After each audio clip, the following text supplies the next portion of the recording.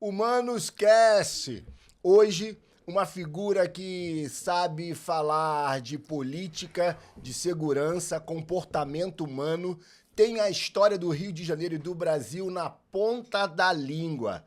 E eu já vou começar pela forma que nós nos aproximamos, a política.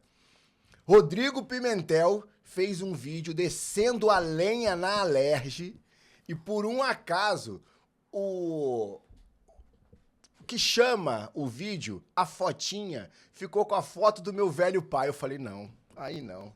Peraí, você vai descer a lenha na Alerj e essa foto do papai vai ficar se propagando? Mandei uma mensagem pro Rodrigo, ganhei um amigo. Mas tu sabe que seu pai, falecido pai, foi vítima da situação, né? Total. E infelizmente, quando se faz o corte ali, a ferramenta pega algum momento da... Não escolhi, viu? Eu jamais faria tamanha maldade com seu falecido pai, honroso, inclusive. A ideia era contar um caso que seu pai foi vítima. Aliás, os cariocas foram vítimas. Total. Porque pouquíssimos cariocas votaram no TH Joias. As pessoas votaram no seu pai. Verdade. Votaram no MDB. E aí, em função de uma legislação política eleitoral louca do Brasil, né? O seu pai partiu, lamentavelmente.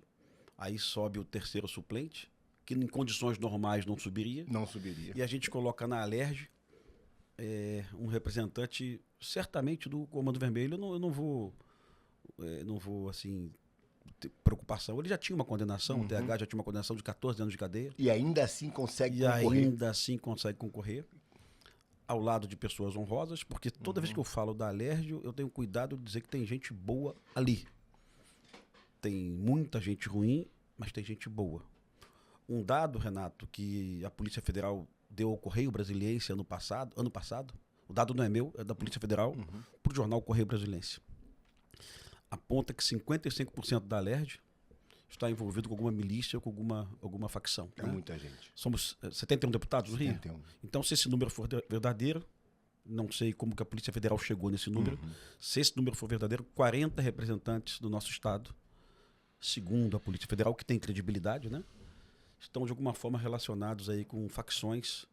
Às vezes não é nem membro da facção, mas de alguma forma ele se aproveitou da facção. Precisou ter acesso à comunidade, precisou Exato. não ser barrado em Há um algum custo lugar, muito- mas um custo precisou caro, né? barrar alguém. Mas é um custo caro, né, Caríssimo. Renato? É um custo caro, né? Você... Não é o caso do TH, né? O TH, segundo a Polícia Federal, o TH Joias, ele estava envolvido em venda de equipamentos para o Comando Vermelho, né? Segundo a imprensa, ele conseguiu o magnífico acordo de vender e lavar dinheiro para as 3 facções. Exato. Aqui no Rio, se você não é de uma área e vai em outra, você pode ser metralhado. Você, cidadão comum, não entra. E ele conseguiu, segundo a imprensa, trabalhar para as 3 facções. E eu sei, Renato, tem que ser justo, que eu conversei com alguns deputados, que você conhece também, não, a gente não vai dar nome aqui, mas eu conversei com alguns deputados, poucos, tá? Mas que tentaram, se empenharam para que o TH não sentasse naquela cadeira ali, viu? Não conseguiram, porque as considerações políticas, elas se sobrepõem às considerações técnicas, né? E eu assim, eu fiz uma colocação, coloquei no colo do governador, né? O governador, que eu não falo mal, que muitas das vezes eu vou em podcast e ressalto os bons números da segurança, né? Sim. Tá? Mas, fato é que o TH sentou naquela cadeira ali que foi do seu pai, por força de uma movimentação política, né?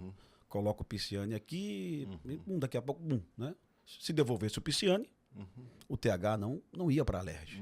Então a opção do governador foi o seguinte: escolheu facilitar a vida do representante da facção e ponto final. E eu não estou chamando o governador de corrupto, de bandido, de criminoso, nada disso. Eu tenho certeza que ele não é, mas ele fez essa opção. E a sociedade carioca, o Fluminense, né, recebeu de presente uma Alerj mais imunda do que já é, né? E, cara, aí é muito triste, porque a solução para o Rio de Janeiro, quando alguém fala para mim, pô, Pimentel, a solução para o Rio de Janeiro é contratar mais policiais, a solução para o Rio de Janeiro é o royalties do petróleo, a solução do Rio de Janeiro são os eventos, o turismo. Não, a solução do Rio de Janeiro é A LERJ, tudo passa ali na LERJ. É a gente sentar, escolher muito bem nosso deputado, se preocupar com um fator que poucos cariocas se preocupam, Renato. Tudo bem, eu gosto do Renato, vou votar no Renato, mas que partido que ele tá? Porque a nominata, se o Renato vier a ser secretário de saúde, de educação, de esporte, lazer, prático que a gente está conversando. quem é que sobe? Quem é que sobe? Cara, essa nominata tá cheia de miliciano, essa nominata tá cheia de representante do Comando Vermelho, que esquisito, sabe? Então, assim, se a gente não tiver maturidade nisso, eu já deixei de votar em grandes colegas, colega meu, cara que eu confio, Pimentel, eu vim candidato a vereador, a deputado estadual. Qual partido? Esse. Ih, rapaz, me desculpa. Me desculpa, porque se você não for eleito, eu vou estar dando voto para esse cara aqui, sabe? Então, é uma maturidade que a gente tem que ter, viu, Renato? E eu sei que você tem essa preocupação. Eu tô aqui em função dessa preocupação, né? Porque tu falou para mim, pô, Pimentel, meu pai foi vítima de... Eu tenho certeza que foi. O bastidor que eu ouvi foi esse mesmo, né?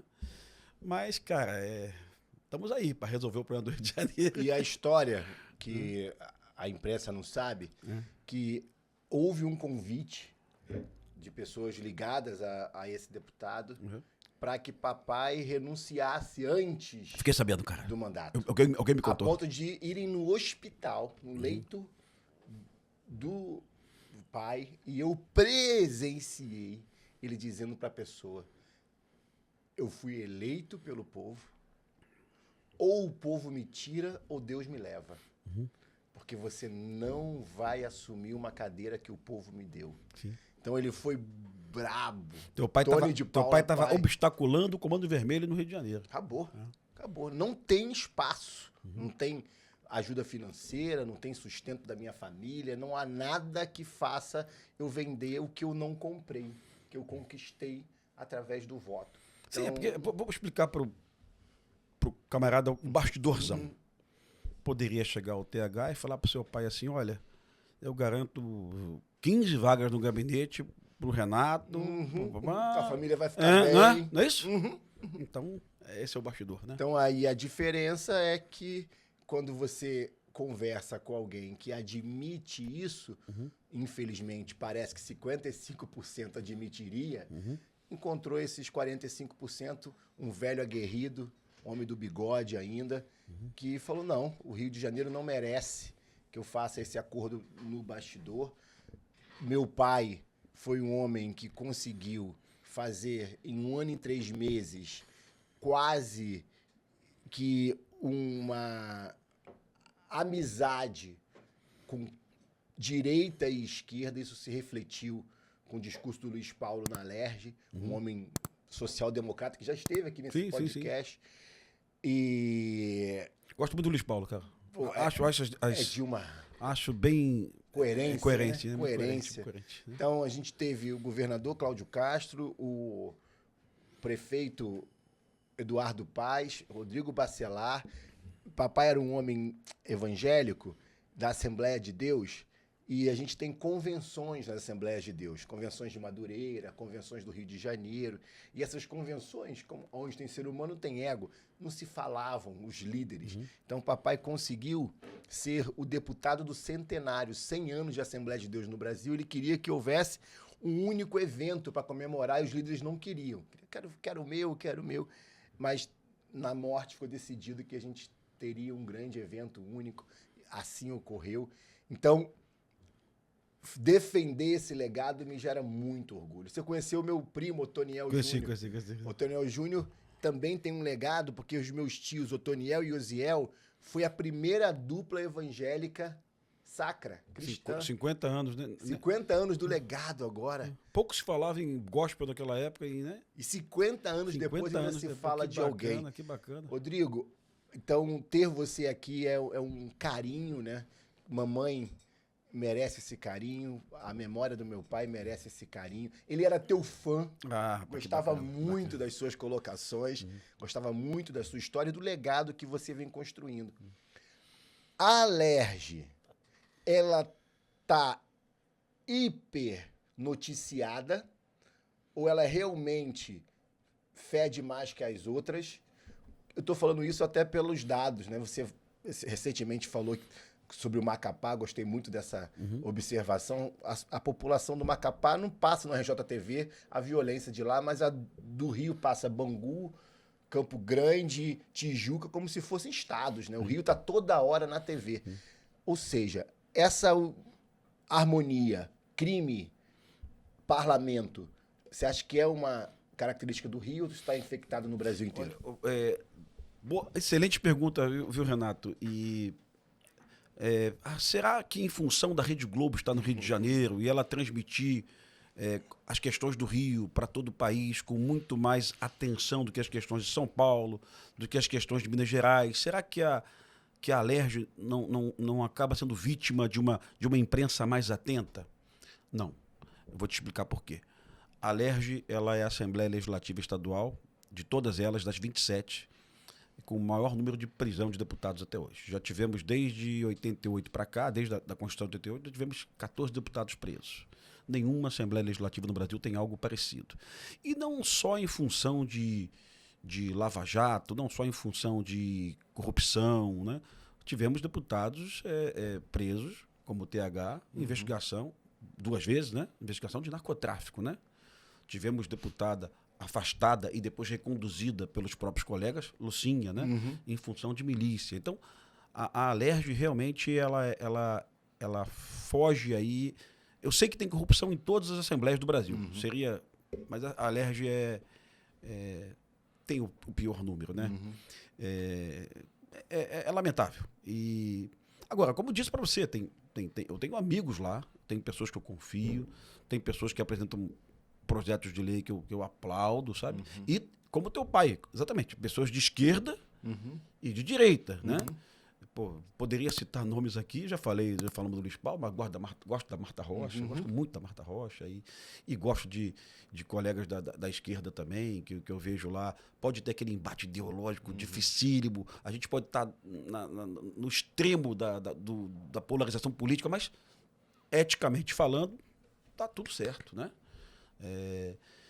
Mas, cara, a solução para o Rio tá ali, Renato. Você vai vir estadual, cara? Qual é a tua pretensão? É minha vontade. Mário Quintana diz que a gente é metade o que gostaríamos de nós mesmos e outra metade o que querem de nós. Minha metade Aí eu ligo para um amigo, Rodrigo Pimentel. Rodrigo, eu acho que eu venho deputado. Não faz isso, não. Não vai pra Alerj, não. Então... Não, cara, porque eu sei que tu tem um irmão federal, né, cara? Aliás, eu conheci teu irmão no evento uma vez, eu tive teu irmão. Mas eu sei que as brigas do Estado são necessárias, as leis estaduais são importantíssimas, né? Mas o grande fronte de mudança do Brasil realmente está em Brasília, né? Que são as leis federais, mas tá com teu irmão lá, tá representando algumas das suas ideias, né? Nem todas, né? Mas, cara, vai pro fronte da Alerj. Boa sorte. E honre seus eleitores, né? Honre seus eleitores. Isso. E escolha bem o partido, irmão. Escolha bem o partido, cara. Eu sei que é difícil demais. Eu sei que tem... As construções das nominatas são dificílimas e falta candidato e tem que colocar as mulheres também na chapa. Então, assim, a gente acaba não concordando com todos os nomes ali, né? Mas... Pô, tem uma atenção focada nisso aí, né? Para você não estar ombreando uma pessoa que depois você não vai ter o orgulho de aparecer numa foto do lado, né? É a ideia de corpo. Hoje, infelizmente, a maioria dos partidos são aglomerados de pessoas com interesses privados que se juntam e nem se conhecem, não defendem uma pauta que um dia foi decidida para ser o centro daquele partido, o que aquele partido realmente defende. Hoje você vê, até mesmo essas federações, você une alhos com bugalhos que nunca se juntariam, a não ser para aumentar o número e ter mais poder. Renato, lá fora partido tem escola de formação, lá fora partido tem tradição de 200 anos, lá fora partido faz prova de admissão, né? Partidos na Europa, o cara faz um curso, às vezes, de 2 anos para vir candidato, né? Para poder vir candidato, o cara conhece os problemas do país, né? Então, assim, mas isso é um sonho que a gente tem, né? É um sonho, talvez, daquele de Álvaro Vale, antigo Álvaro Vale. Lembra que ele tinha um sonho na época era um PL, né? Lá atrás. Vou deixar claro. O primeiro PL, né? Aí depois você tem essas questões doidas. Você vê um partido apoiando o Cláudio Castro no Rio de Janeiro, esse mesmo partido apoiando o Lula em Brasília. Você vê agora uma construção que é bem provável aí que o Eduardo Paes venha no Rio de Janeiro com apoio do Lula e do bolsonarismo, né? Existe essa possibilidade que está sendo construída, né? E aí o eleitor começa a achar tudo aquilo confuso, né? Aí vai surgindo realmente os nomes, né? Olha, eu esqueci o partido, eu não quero saber do MDB, eu não quero saber do PL, mas eu confio aqui no Renato, eu confio no Luiz Paulo, eu confio na Marta Rocha, né? É uma tendência isso, quase que irreversível em todo o Brasil, né? E é uma tendência também tirar a política da política, como se quem fosse entrar agora fosse um apolítico. Sim. Bolsonaro fez isso no primeiro mandato dele, né? Parecia alguém, mesmo com tantos anos de mandato, novo na política. E não era o outsider. Não era o outsider. O outsider que a gente teve recentemente, meu Deus, quando eu lembro dessa história, a história vai lembrar do Witzel. Eu votei nele. Mas votei com uma esperança que eu já tive lá atrás, eu sou da UFRJ, quando Lula conseguiu ganhar a primeira vez. Hoje eu sou um homem de centro-direita e quando fui um jovem universitário, acreditava no Lula, como acreditei no Witzel. E parece que os dois se bebedaram pelo poder, cada um ao seu tempo e à sua forma. E esses outsiders hoje... Parece que quando chega lá dentro o sistema é mais forte. Renato, tu falou que eu gostava de política, né? Eu fui conhecer o Witzel faltando 48 horas para as eleições. Eu tava tão desconectado da eleição estadual, então eu não cometi esse erro. Não tem esse arrependimento. Não, eu, apesar de ser um crítico contundente ao Eduardo Paes, eu critico o Eduardo Paes todos os dias que eu posto na minha vida. Eu votei no Eduardo Paes e aponto coisas que eu gosto demais do governo do Eduardo Paes. Já vou te dar um exemplo agora, né? Porque a gente vai falar de segurança pública, né? Rapaz, o Eduardo Paes, com toda a crítica que eu faço a ele, faço muito, o Breno Carnevale, ele colocou abaixo casas do terceiro comando, do Comando Vermelho e das milícias, totalizando 700 milhões de reais, né? Se esse número que o Breno Carnevale apresentou, o Breno Carnevale é o secretário de Ordem Pública, né? Agora comandante da Divisão de Elite da Guarda Municipal, não é isso? Se esse número for verdadeiro, essa foi a maior porrada que o Comando Vermelho e o Terceiro Comando já tomaram na história no Rio de Janeiro. E não foi dada pelo governo estadual, foi dada pela Prefeitura do Rio de Janeiro, né? As facções invadiram terrenos da União no entorno da favela da Maré, fizeram casas. Existe uma crise habitacional no Estado, aliás, no Brasil, né? Que não é culpa do governador Cláudio, não é culpa do Eduardo Paes, né? E essa crise habitacional fez com que a facção despertasse. Opa, não vou vender maconha nem cocaína, vou construir casas. Vou ocupar um terreno da União e vou alugar essas casas por R$800, 750. São casas boas, bem feitas, tá? E a facção começou a ganhar dinheiro alugando casa para pessoas de bem. Pessoas de bem, vítimas de uma crise habitacional. Né? E se você não coloca essa casa abaixo, Renato, a facção está se financiando. Então foi lá o Breno Carnevale, faltando poucas semanas para as eleições, conseguiu uma autorização judicial, colocou essas casas abaixo, né? Tirou da facção milhões de reais que ela ia receber por ano daquele dinheiro, né? Provocou a ira de alguns vereadores da esquerda que queriam doar essas casas para os moradores, como se fosse possível, né? Porque se você dá a casa para o morador, a casa é sua. A facção vai lá e vai cobrar o dinheiro. No dia seguinte. Só na cabeça de um colega vereador muito alienado, sabe? Para não usar outro adjetivo. Então, assim, tá vendo? Estou aqui contigo, sou um crítico do Eduardo Paes, mostrando para você um prefeito que levantou a manga. Não voto em Belford Roxo, mas esses dias eu acompanho. Pimentel, isso é questão para ganhar a eleição. Ok, mas eu vi o Canelas lá tirando as barricadas, né? Irmão, retirou todas as barricadas. Eu fui em São João do Meriti almoçar com um amigo e a moça que estava nos servindo, trabalhava para ele, eu sou um político né, que ama a gente, quis saber da vida dela. Falou, eu sou de Belford Roxo. Falei assim, como é que tá Belford Roxo? A frase que ela disse foi, hoje eu consigo andar de celular na rua. Acabou. Eu peguei o telefone na hora, liguei pro Canela me atendeu, falei, prefeito, ouve esse depoimento. Porque eu acho que é isso que o agente público quer. E aí... Que a política dele chegue na ponta. E alguém pode chegar para mim, porque vou fazer um corte desse podcast aqui falando sobre isso. Claro. E alguém pode falar, pô, você não sabe quem é o Canela? Eu não sei realmente quem é o Canela, eu não voto em Belford Roxo, mas eu sei o seguinte, eu sei que Belford Roxo estava tomada por barricadas em função da ausência do município, do estado e da União. E hoje Belford Roxo não tem mais barricada. Então, é isso que eu sei. Agora tu tá me dizendo que uma moradora foi falar para você, eu posso dar celular.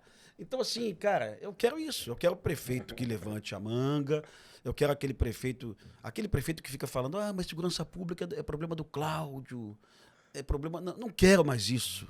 Meu irmão, monta uma guarda municipal, oferece treinamento para essa guarda, investe em tecnologia de câmeras, né? Tira as barricadas das ruas, né? E faça acordos com o governo do estado. A gente tem no Rio de Janeiro um negócio muito bacana que é o RAS, né? Que é o Regime Adicional de Serviço. A prefeitura vai lá e banca o RAS, né? E não fica esperando, não fica chorando, dia ruim, né? Vai lá.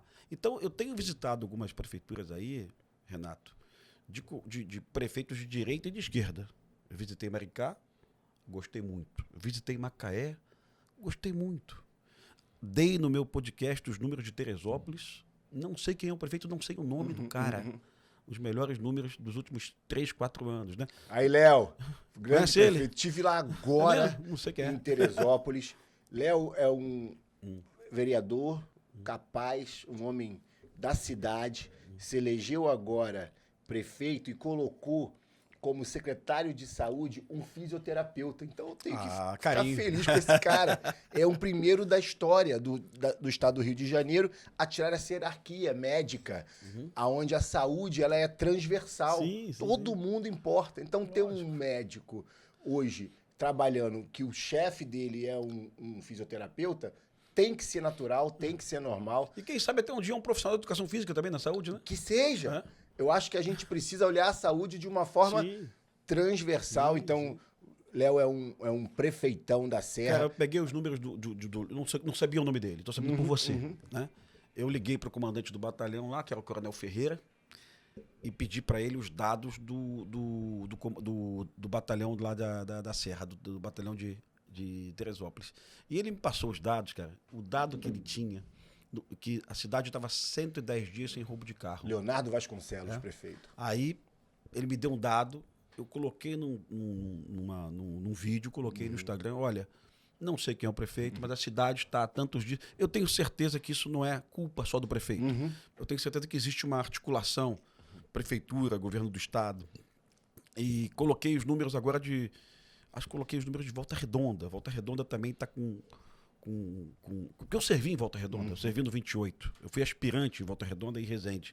Eu servi em Volta Redonda quando nós tínhamos 4 ou 5 roubos de carro por dia. A gente fechava o mês com 120 roubos de carro. E resultado, a cidade está toda cheia de câmera, meu amigo. Toda cheia de câmera. O prefeito Neto, né? Netinho. Cara, resultado, o comandante do CPA lá, Martins Pimentel, a cidade fecha um mês agora com 0 roubos, cara, né? E aí eu fico com algum nervosismo, porque a equipe do governo estadual comunica muito mal isso, sabe? E às vezes, assim, eu logicamente, eu tô, como todo carioca, eu tô abalado com um jogador do Flamengo saiu do clássico ontem, tem 2 pistolas na frente da família, né? Quem foi o menino do Flamengo ontem que foi... Eu não vi essa notícia, não. Viu, não? Acabou de acontecer. Cara, foi ontem, depois do jogo com o Palmeiras mesmo. Que horrível. Com a família num blindado. E tinha acontecido com o Fred lá atrás. Não, aconteceu com o Fred, aconteceu com o time do Flamengo chegando do aeroporto também. Vê aí, Lucas, na linha amarela, foi ontem, né? Que sofreu uma e aí, irmão, de assalto. Mas quando você pega o número da violência no Rio de Janeiro, de homicídios, Renato, verdadeiramente é o menor número dos últimos 38 anos. Cara, tá? Aí, eu tava com a família. Meu Deus do céu. Ele tá no Flamengo há 3 anos, né? Então, assim, cara, que péssima péssimo para a família dele, para ele, né? Até um cara desse pode se abalar e, porra, não quero mais não jogar. quero mais jogar, não quero ficar mais aqui. Quero ir pra... Hoje, no governo do estado, quem melhor que se comunica, eu falei isso para ele, falei quanto ele é importante para o governador Cláudio Castro, é o Coronel Menezes. É um cara aberto, dá entrevista. Eu estive com ele na CPMI, na verdade foi na CCJ, que poderia abrir uma CPMI, que não andou, de segurança pública, e o coronel, de uma forma muito clara, mostra os números da segurança que você diz que a sociedade não consegue absorver, porque a comunicação ela é muito ruim, e ele deixa muito claro o quanto essa segurança não depende apenas do segurança presente, não depende apenas da nova forma de UPP, que eu vou te perguntar se você concorda que estão querendo reimplementar, mas cortar árvore é segurança, colocar luz é segurança, uma praça pública reformada é segurança. Nós falamos aqui do projeto do Leite, de praça pública... João Leite. João Leite, lá em Minas. Praça pública iluminada Goleiro da seleção. Ele era reserva do Valdir Pérez, eu acho, se não me engano, né? Também foi goleiro do Atlético também, né? E quando entrou na política? Foi iluminar os campos de futebol de Belo Horizonte, do entorno lá de Betim, né? E funcionou, viu, cara? Você iluminava um campinho daquele, né? Às vezes até um campinho de várzea mesmo. Você transformava aquele local num local de concentração de pessoas e o traficante não conseguia ficar ali mais, né? Ele tinha que sair dali, tudo iluminado. Com a iluminação evidente, você evitava também aqueles crimes sexuais, os estupros e tal. Então, realmente, segurança pública é tudo funcionando. Mas o que as prefeituras podem fazer hoje, cara, é tão forte. A prefeitura hoje, ela pode, no que se refere câmera, no que se refere aí a oferta de reboque, pátio para as ações de abordagem de motos, porque o crime é muito praticado com moto hoje. A prefeitura pode estabelecer esses pórticos na cidade de entrada e controle de entrada dos carros na cidade. A prefeitura pode armar as guardas municipais. A prefeitura pode estabelecer aí uma... Pode andar. Hoje a gente vai mais um pouco. A prefeitura pode fazer a porrada de coisa importante. Os prefeitos, de forma geral, cara, eu não vou ser... De forma geral, eles estão fazendo... O Eduardo Paes, ele ficou um mandato inteiro dizendo isso não é responsabilidade da prefeitura, né? Aí agora ele está mudando de ideia. Agora ele está montando a divisão de elite da Guarda Municipal, né? O que você achou dessa divisão que não honrou os antigos guardas municipais e chamou gente sem concurso para segurança? Cara... Essa é uma crítica da direita que eu quero te ouvir, que quando você não tem uma pessoa concursada, você pode ter uma pessoa menos capacitada e comprometida? Você concorda com isso? Cara, a Constituição Federal de 88, nós estabelecemos o concurso público como porta de entrada. Como porta de entrada, e é o mérito. Eu tenho certeza que existem dezenas de milhares de funcionários públicos no Brasil, não concursados, que dão sangue, que entregam. Você já viu isso na Sudeste? Por favor. Tu já viu o cara que chegava lá às 7 da manhã, saía às 8 da noite e ele não fez concurso público? Tu já viu isso? Eu já vi também. Mas, cara, a Constituição Federal é a Constituição Federal, é concurso público. Você montar uma guarda com não concursados, ainda mais se você pensando que a guarda, que a função policial é uma função típica de Estado, né? Ele vai abordar ali amanhã ou depois um promotor na rua, um juiz, um desembargador. Ele tem que ter retaguarda de um concurso público para garantir a estabilidade dele, né? Então, assim, eu não vejo com bons olhos você contratar guardas municipais de elite ou não de elite, né? Que não tenham passado por um processo de concurso público, né? E me manifestei em relação a isso. Mas vejo com bons olhos a Guarda Municipal do Rio de Janeiro. Aliás, Renato, eu gosto de falar Polícia Municipal, viu? Porque ela exerce as mesmas atividades da Polícia Preventiva, preservação da ordem pública, né? Então, assim, eu gosto de ver a Polícia Municipal armada assim. Eu acho que é um processo irreversível. Prefeito que não está armando sua Guarda Municipal, é melhor desmontar a guarda, porque não tem o que o agente da autoridade fazer na rua hoje desarmado. Ele vai abordar um rapaz com uma faca, o cara mata ele. Lembrando que em 2013, Renato, nós tivemos uma sucessão de crimes com faca no Rio de Janeiro aqui, praticados eventualmente por moradores de rua, eventualmente por bandidos mesmo, nessas praças, todas essas praças da Zona Sul e da Glória do Catete, né? Praça Paris e tal. Praças são cercadas com guardas municipais. Nós tivemos episódios de assaltos com uma turista chilena esfaqueada. E o guarda com um bastão, Renato, não tem como fazer nada. Eu não parto para cima de uma pessoa com uma faca, com uma lâmina de 30 centímetros, 40, com um bastão na mão. Eu vou morrer. Se eu perder o lance do bastão, o cara vai me esfaquear e vai me matar, né? Então, o guarda municipal desarmado hoje é jogar dinheiro fora do contribuinte. Eu não acredito em guarda municipal desarmado, em policial municipal desarmado. Então, mas assim, mas como eu te falei, a ação mais contundente do Eduardo Paes na segurança pública, na minha opinião, foi essa retirada dessas casas das facções promovida pelo Breno Carnevale, né? Lá atrás, a Thalita também tinha realizado algumas ações quando ela era subprefeita da Barra, né? Então, assim, tem que ser justo, porque ela uma continuidade. A vereadora Thalita. Ela porrou também, viu? Com coragem. Ela fez mais de 200 ações desse tipo. E, ela retirou comércio. Agora, o que eu vejo hoje que me deixa muito triste, para não usar um adjetivo mais ruim, é a questão da sinalização nas comunidades. Renato, tivemos, nos últimos 12 meses, tivemos aquele argentino assassinado na frente da família, lá no Falé, né? O cara errou o caminho de manhã, indo para o Corcovado, assassinado pelo Comando Vermelho na frente da família. Né? Lembra disso, né? Lembro. Mas naquele mesmo local, exatamente no mesmo local, nós tivemos um turista italiano assassinado há 8 anos, na moto. Né? Aí você começa a botar no Google ali, turistas assassinados no Rio de Janeiro porque erraram o caminho. Vai ficar interminável.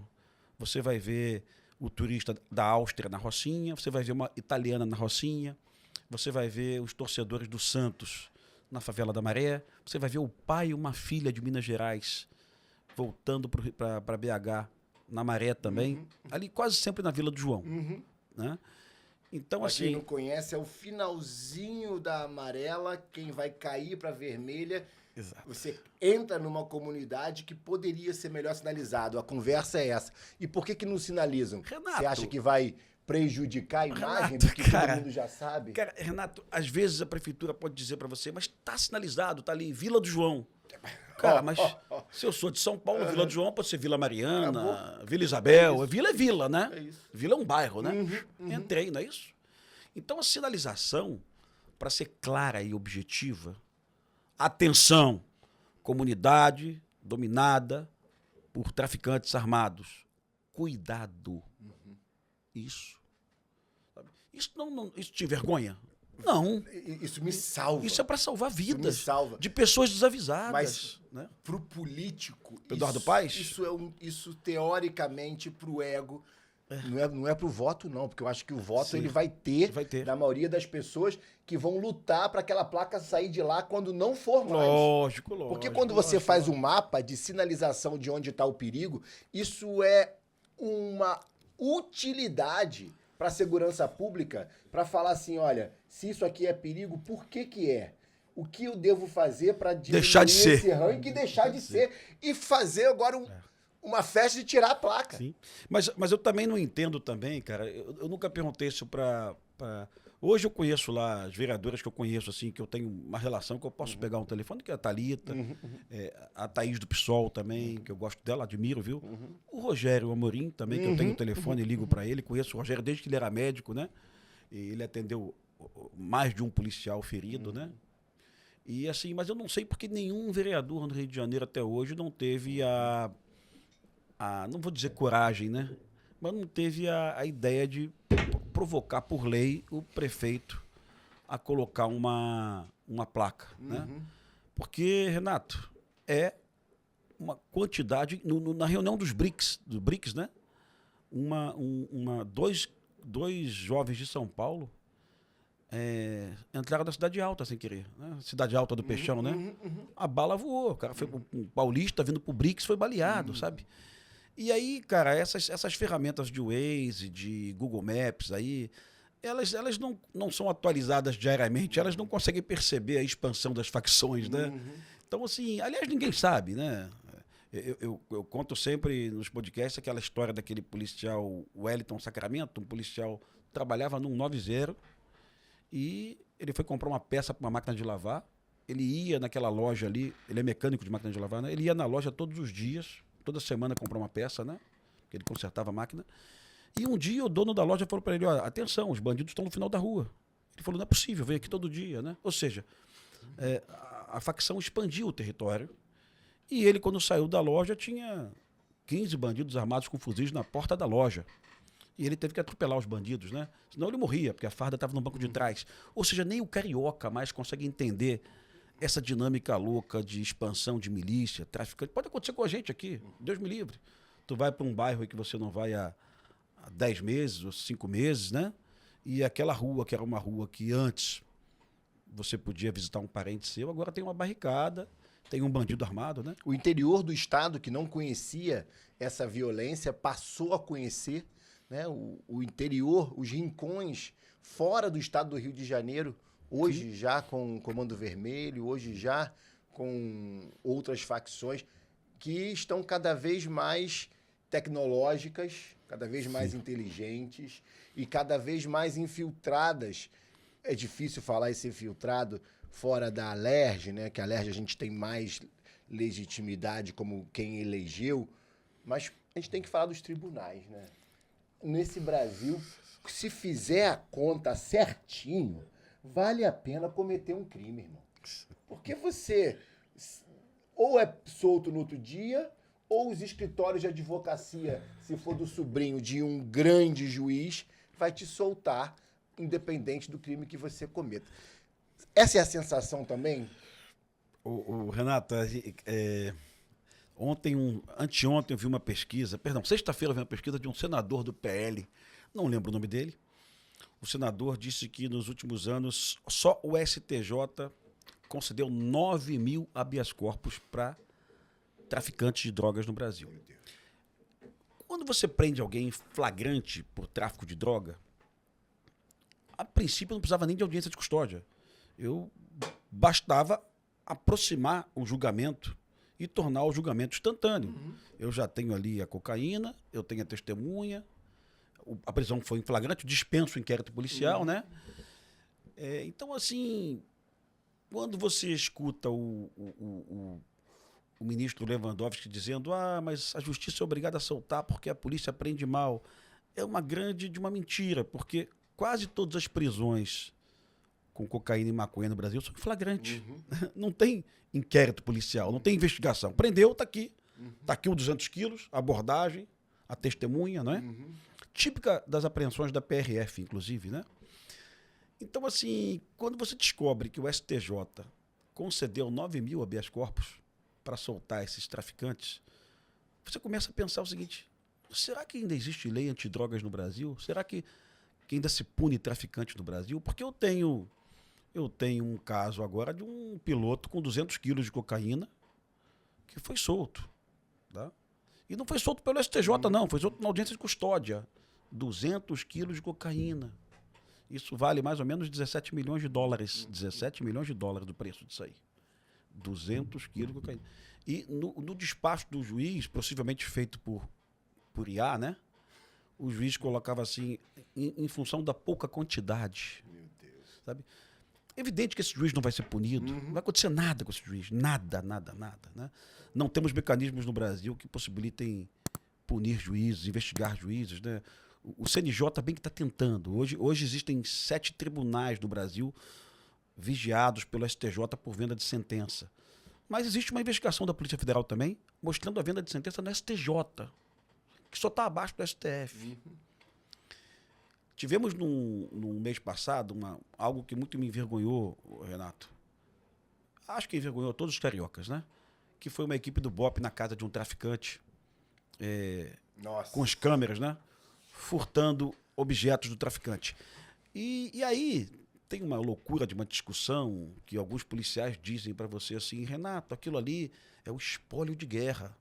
é a última etapa do policial querendo aplicar no bandido uma punição. Espólio de guerra, porra nenhuma. O nome disso é furto qualificado. E eu não admito nem em casa de bandido, nem em casa do cidadão. Porque se faz na casa do traficante, faz na casa da esposa do traficante, faz na casa do irmão do traficante, faz na casa do vizinho. Então, Ou assim, do suspeito de traficante que não é. Então, para nossa sorte, o coronel Corbage, o comandante do BOP, ele foi contundente. Ele disse, não, eu não admito. Pode chamar do que for, espólio de guerra, não admito. Os policiais foram exonerados do BOP, acho que até que estão presos pela auditoria militar, mas no dia que essas imagens vieram à tona, a Rede Globo destinou alguns minutos para essa reportagem, porque chama atenção. É o BOP, pô, é o BOP da tropa de elite do filme, né? No mesmo dia, o TJ do Rio de Janeiro afastou um desembargador, investigado pela venda de 3 sentenças do Comando Vermelho, 3 lideranças do Comando Vermelho soltas num plantão, né? Só assassino, só cara muito mal, que matou muita gente, sabe? E o público brasileiro prestou mais atenção no BOP do que no desembargador. No roubo de camisa. Evidente que por ser o BOP do filme Tropa de Elite, do Wagner Moura, do Pimentel, do Zé Padilha, o filme que fez sucesso, ganhou o prêmio, evidente que desperta mais curiosidade. Mas verdadeiramente falando, a gente tinha que acordar no dia seguinte, meu Deus do céu, existe no TJRJ desembargador vendendo sentença para o Comando Vermelho, porque se existir, acabou o Rio de Janeiro, né? Eu vou deixar claro que está sendo investigado ainda. Claro. Ele já foi afastado, né? Mas, cara, deveríamos estar muito preocupados com isso, né? Deveria ser a discussão diária da sociedade brasileira, dos nossos deputados federais, do seu irmão em Brasília, dos nossos senadores, né? O que fazer com esses desembargadores e ministros que estão vendendo sentença? A minha opinião é tornozeleira de jeito nenhum. É cadeia. Mas é uma cadeia de muito tempo, sabe? E perdendo o salário, né? Porque eles não perdem salário. Hoje a aposentadoria é lucro para Não eles. perdem, cara. Eles não perdem, né? O que a gente vive... Concorda com isso, Renatão? Concordo totalmente. É utópico para mim, né? Eu já tenho 45, eu acho que eu não vou viver isso, porque quem faz a lei se autoprotege.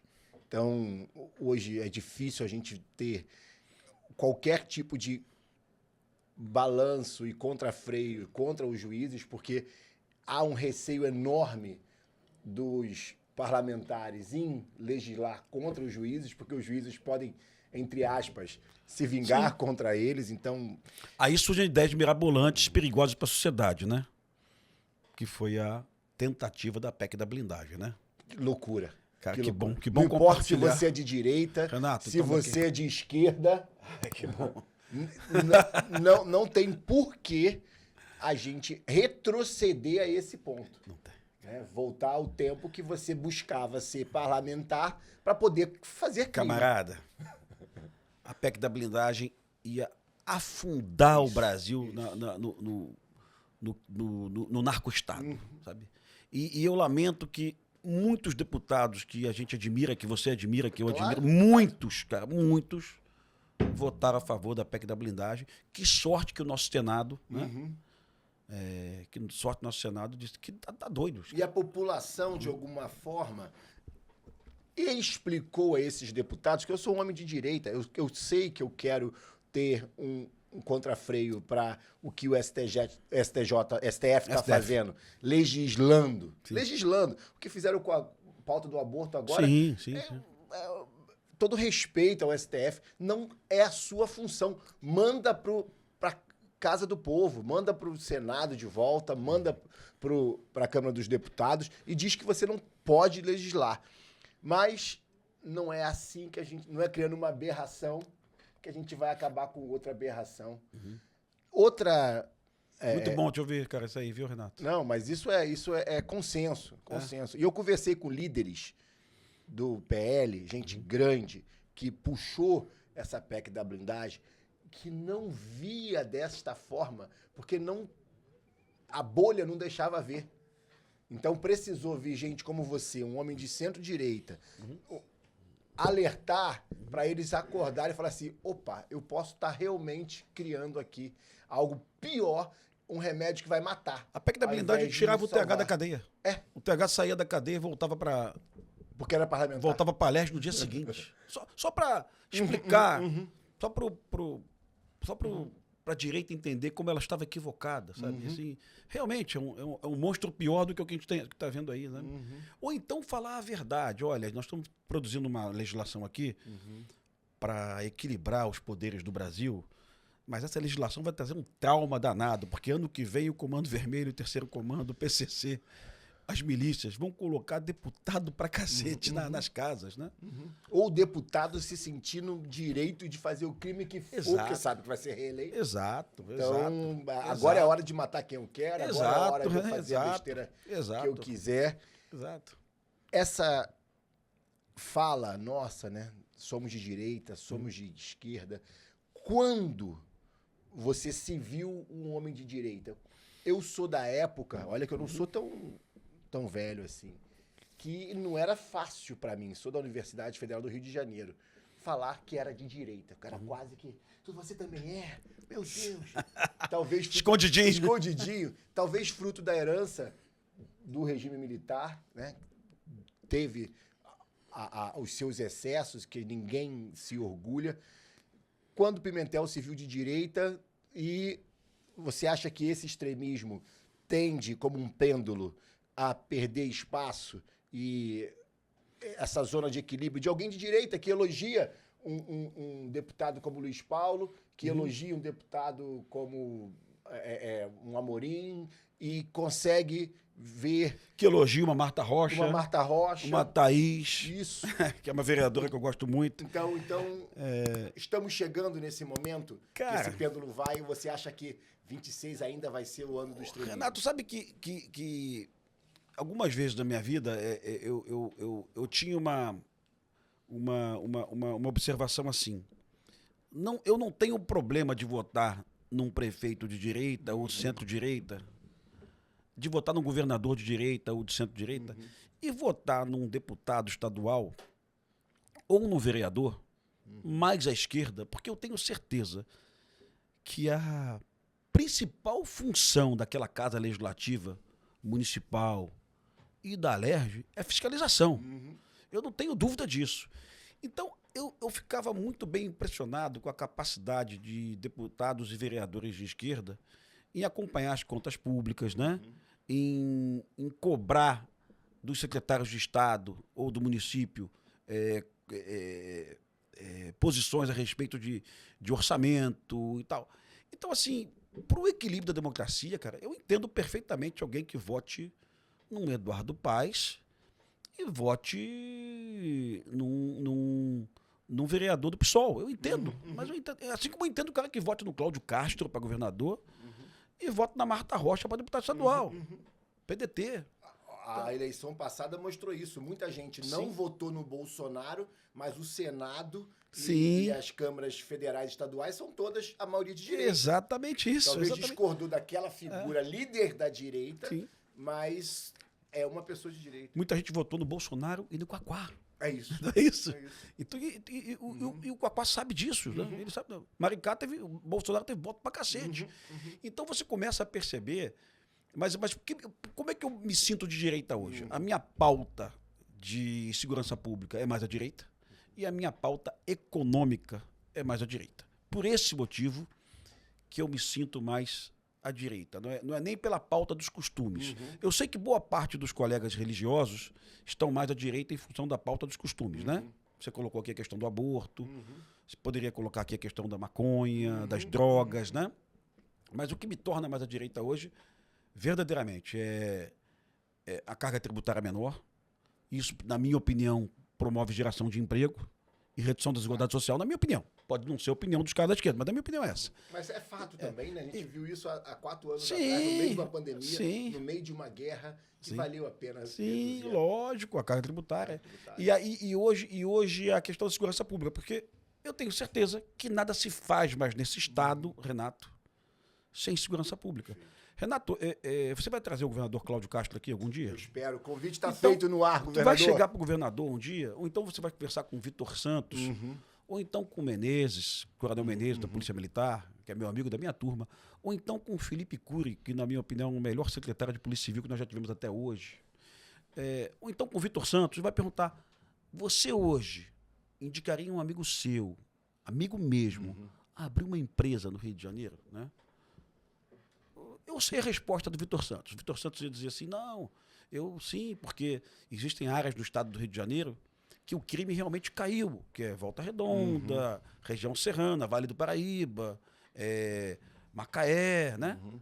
Agora, tem áreas do Rio de Janeiro, meu amigo, que não dá para abrir empresa, não. Você vai abrir uma empresa na segunda-feira, na terça-feira tu vai ser extorquido por uma milícia ou pelo Comando Vermelho.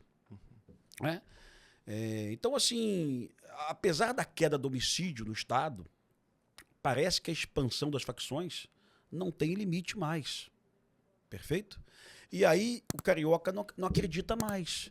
Você conversa com uma dona de comércio no Jacarepaguá, no bairro, na Zona Oeste de Jacarepaguá, que ela diz assim, cara, esse comércio me pertence há 26 anos. Pela primeira vez em 26 anos eu estou pagando taxa para bandido. Não adianta o Cláudio Castro falar para essa mulher que reduziu os homicídios, que os roubos de carro despencaram, né? Que a frota tá nova. Que a frota tá nova. Que ela não vai acreditar. Ela vai falar, é tudo mentira. Eu tô pagando aqui R$400 por mês. Tá? Então, assim, não adianta o governo do estado promover aí muita imagem de viatura e você faz um show na praia de Copacabana. O show da Madonna deu certo a princípio, né? Mas antes do show da Madonna teve aquele de música eletrônica um cara famoso aí de eletrônica. Foram mais de 1000 celulares roubados num dia, né? Eu não sei qual é o nome do cara aí. Você que curte música eletrônica aí, mano. É o Alok. Alok. Tá, tu curte, Renato? Tu conhece aí, Tava mano? lá. Voltei com o meu celular. Então, porra, aí você fala que tá tudo bem. Um dia, Renato, eu botei no meu Instagram. No meu Instagram eu faço diariamente vídeos sobre a segurança pública do Brasil. E eu não escondo o fato que o governador Cláudio conseguiu reduzir os homicídios. Eu falo sempre isso. Redução de homicídio, a menor taxa dos últimos 38 anos. Então, e maior investimento. Então muita gente acha que eu sou... Investimento mesmo, não só viatura, como armamento, colete, proteção. Agora vai vir um helicóptero de última geração aí, que é o Black Hawk, vai vir mesmo, ele vai comprar. De RH, só para falar uma opinião pessoal, eu quero te ouvir falar, eu sei que você falou do Vitor com muito carinho, mas eu acho o Menezes de uma capacidade e de um amor à tropa que eu já não vi há um tempo. O Renato, eu vou ser justo. Eu vou ser justo. Vontade de... Eu vou ser justo. Entregar. Pelo fato de nenhum deles estar envolvido com corrupção, que é tão inédito no Rio de Janeiro. É verdade. Pelo fato disso... Já é o bônus. Né? Já é o bônus. E realmente todos são assim... Eu acho que é o melhor time já montado. É o melhor time já montado. Então, eu falo mais do Felipe do que do Menezes, porque o Felipe fala mais na televisão a respeito das operações da Polícia Civil. Sim. Né? O Felipe dá mais satisfação, né, das operações. O Menezes, ele agora, nas redes sociais, ele está se posicionando de uma forma... Ele estava muito tímido nas redes sociais. E eu falei isso para ele, viu, cara? Falei, pô, Menezes, calma aí. Vai mais, conversa mais. Porque, camarada, a questão do Rio de Janeiro hoje não é só número, é percepção. Então eu preciso trabalhar na percepção. E Felipe Cury está trabalhando na percepção. Tem uma ferramenta que eu aconselho que todo mundo siga aqui, que é o Na Escuta RJ. Camarada, muito bom. É muito bom. É muito bom. É muito bom. Né? E essa ação do Na Escuta faz com que as pessoas entendam o que está acontecendo no Rio de Janeiro. Bom, apesar do Na Escuta, eu fiz um Instagram um dia mostrando uma turista chilena chegando no Santos Dumont de manhã, primeiro voo da ponte aérea. O voo sai 5h45 para São Paulo. Então, as pessoas chegam no aeroporto por volta de 4h50 para despachar a mala. Né? A turista chega no Santos Dumont, não estou falando Galeão não, viu? É Santos Dumont, do lado da Escola Naval, do lado do Comando Aéreo Regional, do Comar. O cara encosta o carro ali, a chilena, desce 3 bandidos de fuzil e roubam 3 carros ali no desembarque dos passageiros, né? No embarque do Santos Dumont. Pô, Renato, Fiquei chateado pra cacete, né, meu irmão? Não tem capital no mundo, Esculacho. nem na Albânia, nem em Moscou, nem em lugar nenhum do mundo, nem em Macapá, nem em Salvador, que não tem uma viatura da polícia na porta do aeroporto, pô, sabe? E botei ali mesmo. Isso é uma vergonha, meu irmão. Isso é vergonha. Ah, alguém falhou ali. Alguém falhou. Na porta de aeroporto não pode deixar de ter viatura da polícia. E ponto final. Nem no Corcovado, nem na Vista Chinesa, nem no Pão de Açúcar. Esses lugares não pode não ter polícia, né? Não pode. Mesmo que o comandante diga, mancha criminal, esquece a mancha criminal. Eu estou preocupado com a percepção do cidadão. Então, eu reproduzi esse vídeo. Mas nessa mesma semana, se você lembrar bem, os jogadores do Flamengo chegando no Galeão, num jogo do Nordeste, os carros foram baleados na linha amarela. Lembro disso. Lembra disso? Né? Os caras tomaram um tiro de fuzil. Né? Ia ser uma tragédia se um jogador do Flamengo morresse em função da publicidade do fato, né? Ia ser uma tragédia, uma vergonha. Eu sei que o jogador do Flamengo não é mais importante que o Renato, nem que o Pimentel. Não sou bobo. É vida humana, é vida humana. Mas seria de um impacto, né? E, cara, o cara chegou, o Eduardo Paes chegou, Renato, numa ideia de salvar o Galeão. O Galeão estava fechando no Rio de Janeiro, não tinha mais voo. Então, o que o Eduardo Paes fez foi muito importante. Ele conseguiu convencer as empresas a aterrissarem no Galeão de novo, senão o Galeão ia fechar, não tinha mais voo. Aquele comércio do Galeão, aquelas lojas, aqueles empregos, né? O nosso estado ia perder um aeroporto internacional, né? Por falta de uso.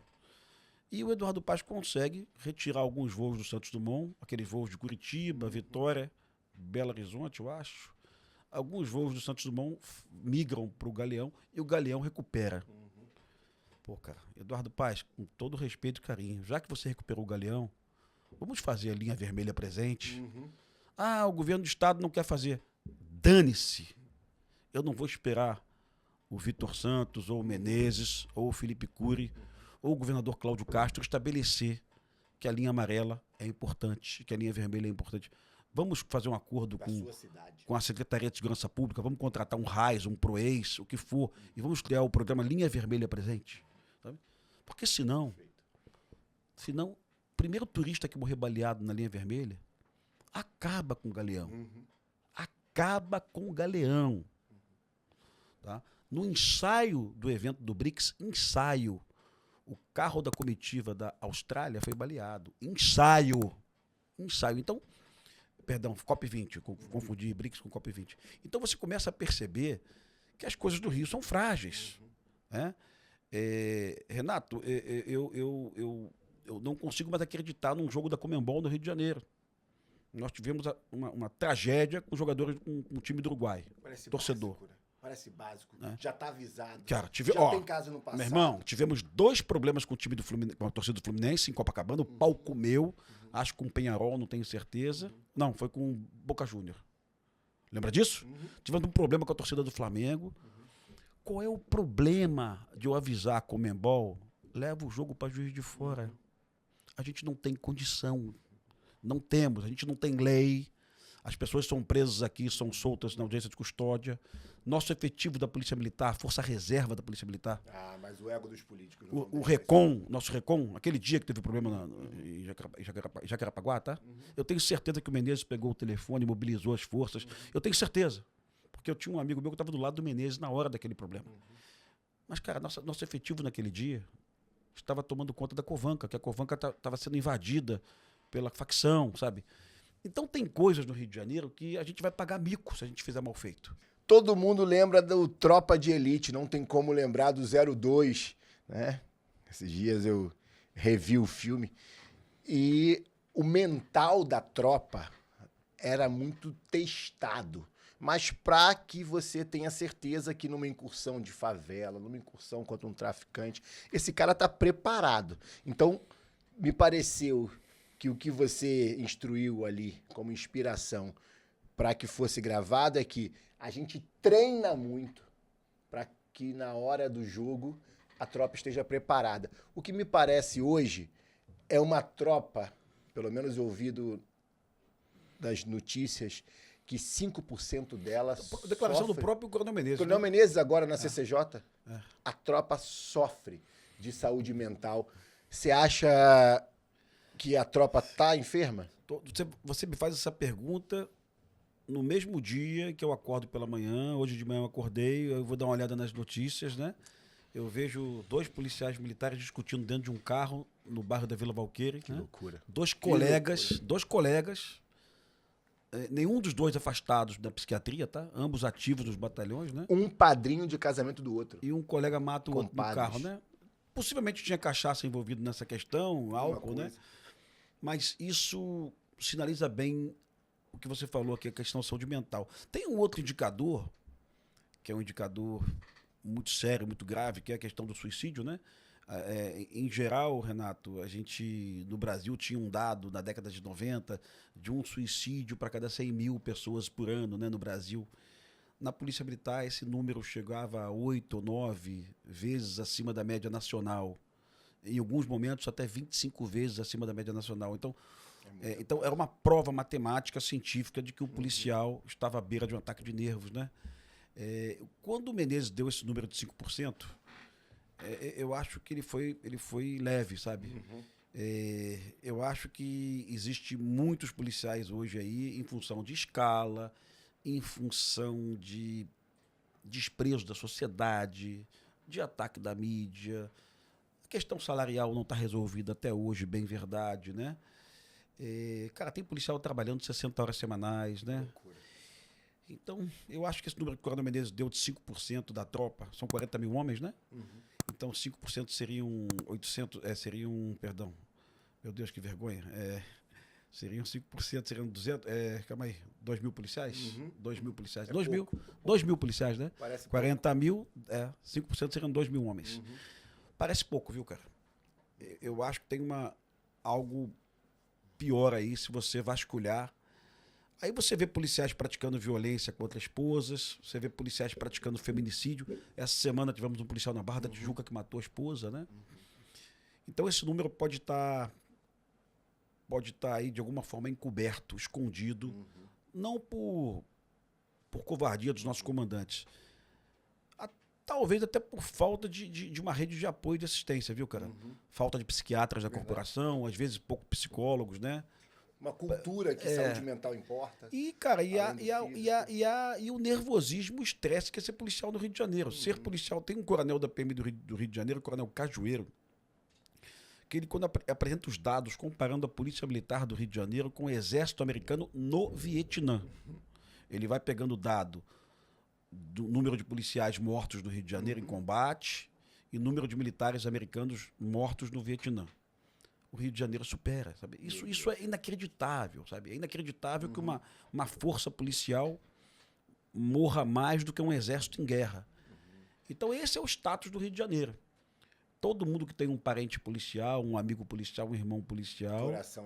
Coração na mão, tem uma história para contar, que o colega já foi machucado, né? Tem uma tragédia familiar para contar. Eu sei que o Coronel Menezes deu uma atenção muito, muito grande para isso aí. Eu conversei com ele algumas vezes. Eu sei que ele tem um carinho pela saúde mental. Mas tem muito mais coisa a ser feita aí, viu, cara? Se a gente quer enfrentar o Comando Vermelho no Rio de Janeiro, o Terceiro Comando, o ADA, as milícias, se a gente quer partir para uma linha de enfrentamento eventual, de ocupação territorial, esse policial tem que estar com uma retaguarda mental muito boa. A cabeça tem que estar muito boa, irmão. Como é que você vê com a sua experiência a possibilidade de uma UPP 2.0 voltar aí para o Rio de Janeiro? Você sabe o que é isso, cara? Isso faz parte do acordo da ADPF 635. O secretário de Segurança Pública do Rio de Janeiro, Vitor Santos, cara muito foda. Espero que você escute ele aqui, tá? Ele foi a Brasília, conversou com o STF e o governo do estado iria propor algumas soluções para reduzir as operações policiais, para reduzir a letalidade policial. E a ocupação territorial, ela é fundamental. Não dá mais para fazer nada no Rio de Janeiro sem ocupação territorial. Não dá para ficar voltando na maré toda semana para retirar barricada, bala voando, bala perdida, o morador sendo vítima da bala perdida. Porque para o morador, vamos ser sinceros, Renato, a operação policial é uma tragédia, sim. O morador odeia o Comando Vermelho. O morador odeia a barricada, ele é humilhado pela barricada, mas ele não suporta uma rotina de operação policial todos os dias. O filho não vai para a escola fecha, né? A bala, o helicóptero sobrevoa a casa dele. Então o morador é a principal vítima. Às vezes a direita não entende isso. A direita fala, tem que ter operação policial. E a esquerda fala, tem que acabar com a operação policial. O morador é a vítima. O morador não quer nem a operação policial na rotina, nem a barricada. Não é isso? E para isso tem que prender, né? Então, para isso tem que culpar e prender. E a grande falha da UPP 2010, a grande falha, e eu sou culpado disso também, eu não era mais policial, mas eu estava lá na Rede Globo, aplaudindo o processo da UPP, elogiando o secretário Beltrame, né?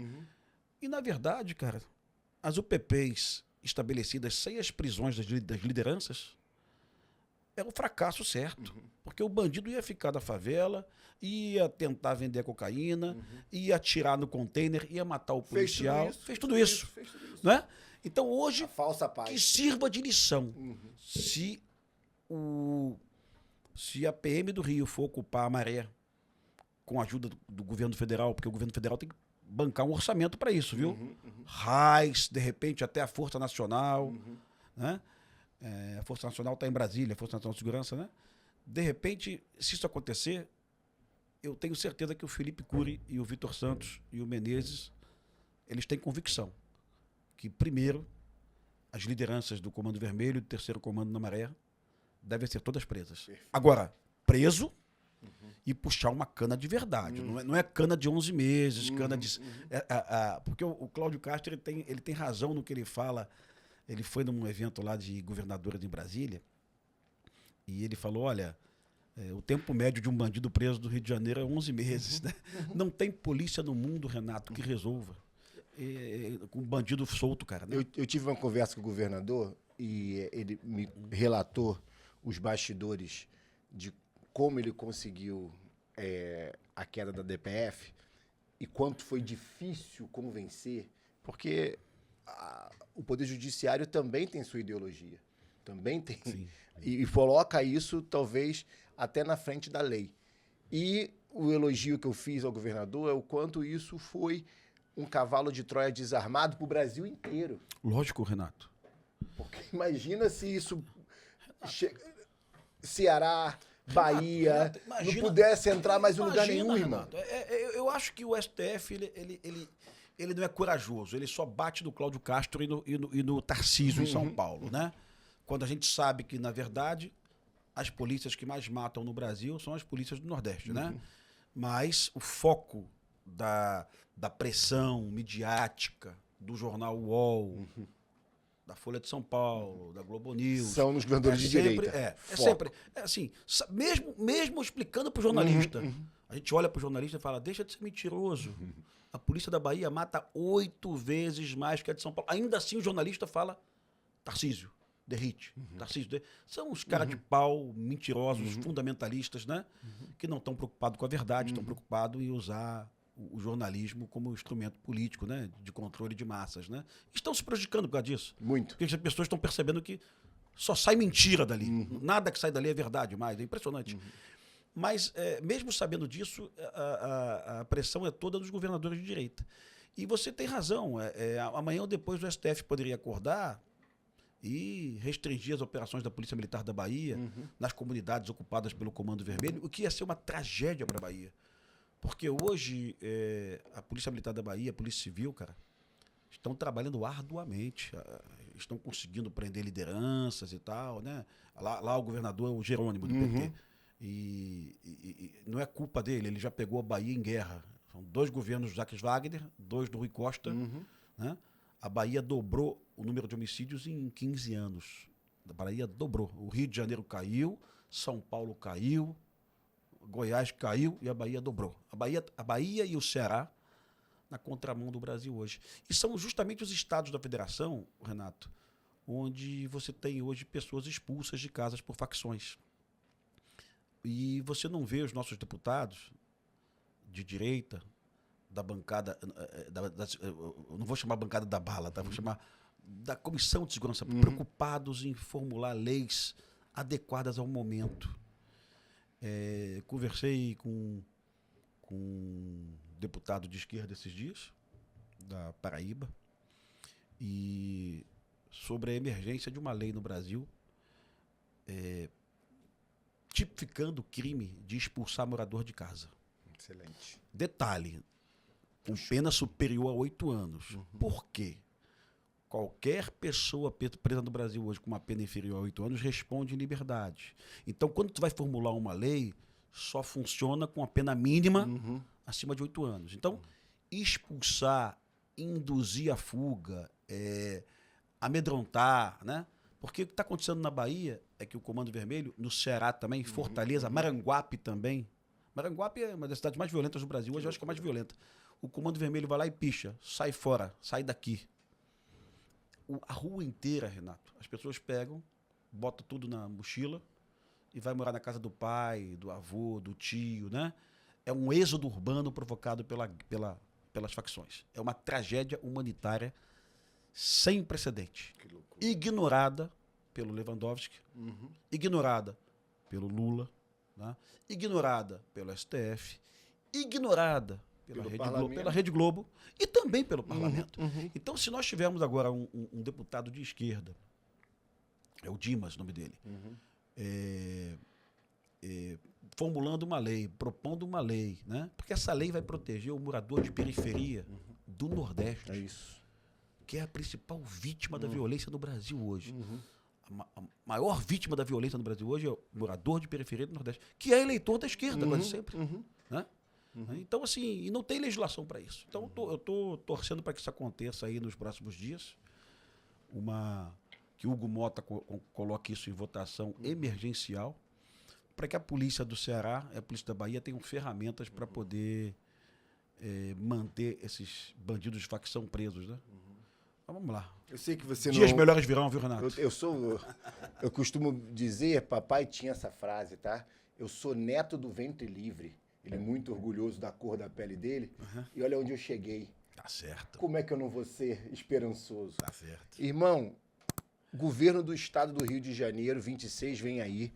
A Alerj vai reformular. A gente sabe que o governo do estado ainda não lançou um sucessor. Para o bem da política, essa é a minha opinião, seria bom que a gente tivesse um oponente ao Eduardo Paes para não ganhar de WO. Nunca é bom, né, que isso aconteça. Como é que você está vendo o 26? Rapaz, eu tô até pensando em viajar. Marco uma viagem em outubro, né? Cara, olha só, vamos lá. Como eu te falei, com todas as críticas que eu faço ao Eduardo Paes, todo ano eu critico e voto, critico e voto. Eu sou aquele eleitor chato, né? É o melhor. E se o Eduardo Paes, cara, conseguir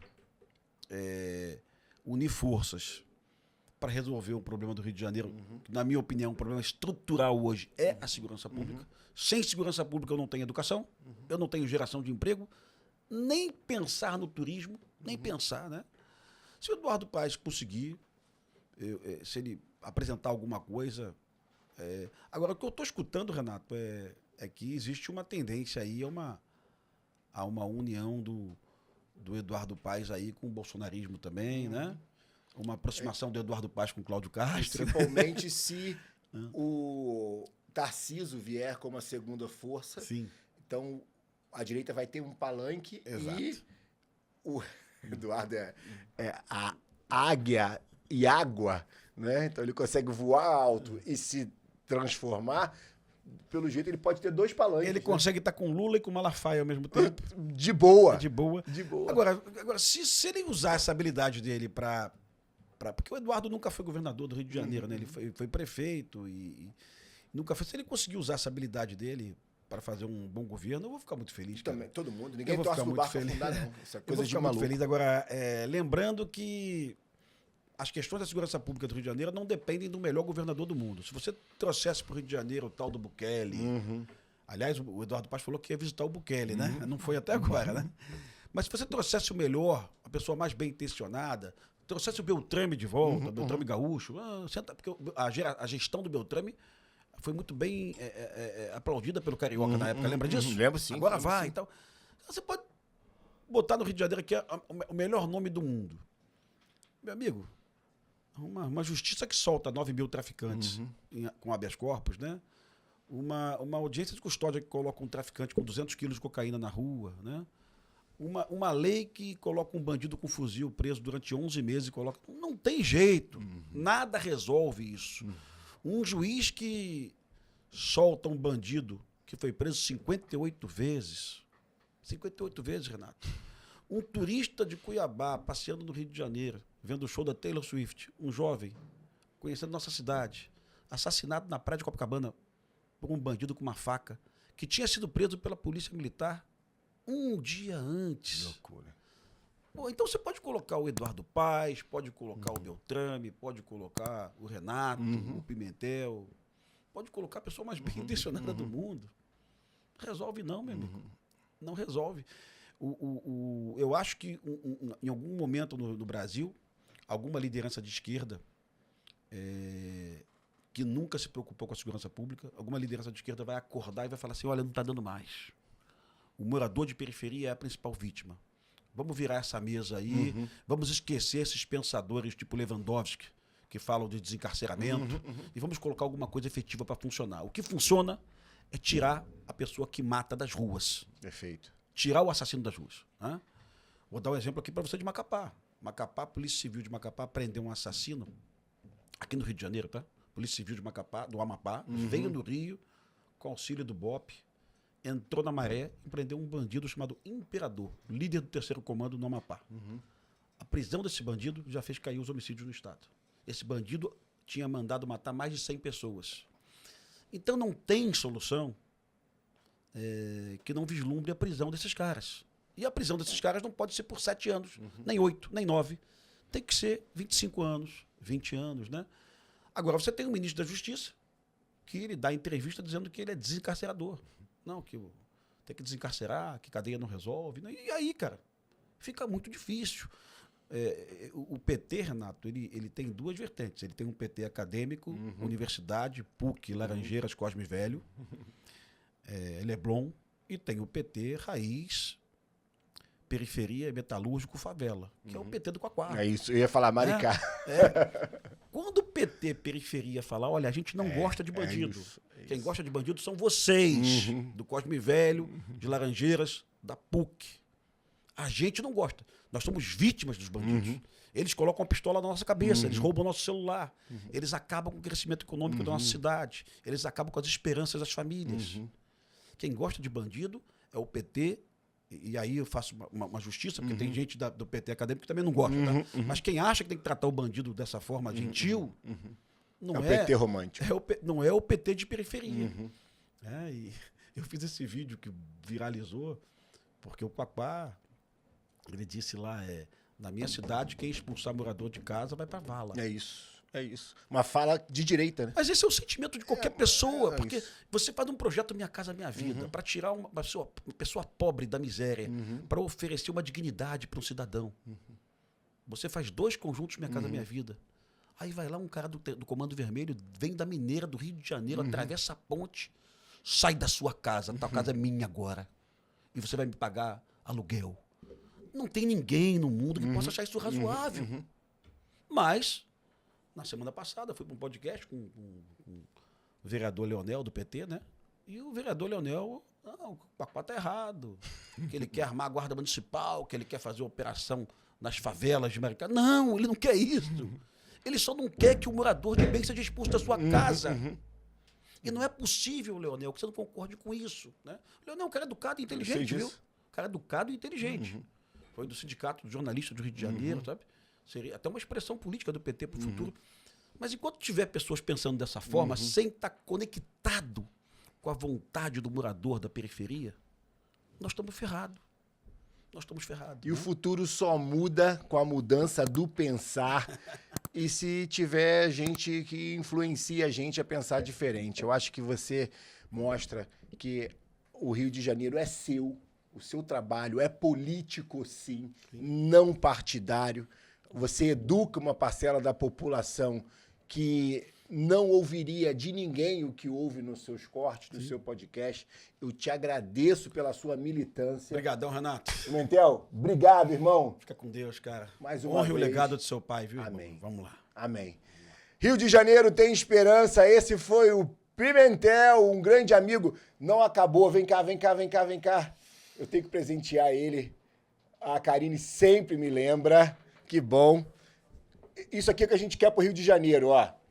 Que tudo se faz novo de novo. Ainda há esperança. Então esse é o meu livro do neurocientista Renato de Paula. Um apaixonado por essa cidade, por esse estado. Então esse é o nosso presente aí pra você. E fica na paz, irmão. Aguarde a leitura e comentários. Obrigado, obrigado. Obrigado. Tamo junto, querido.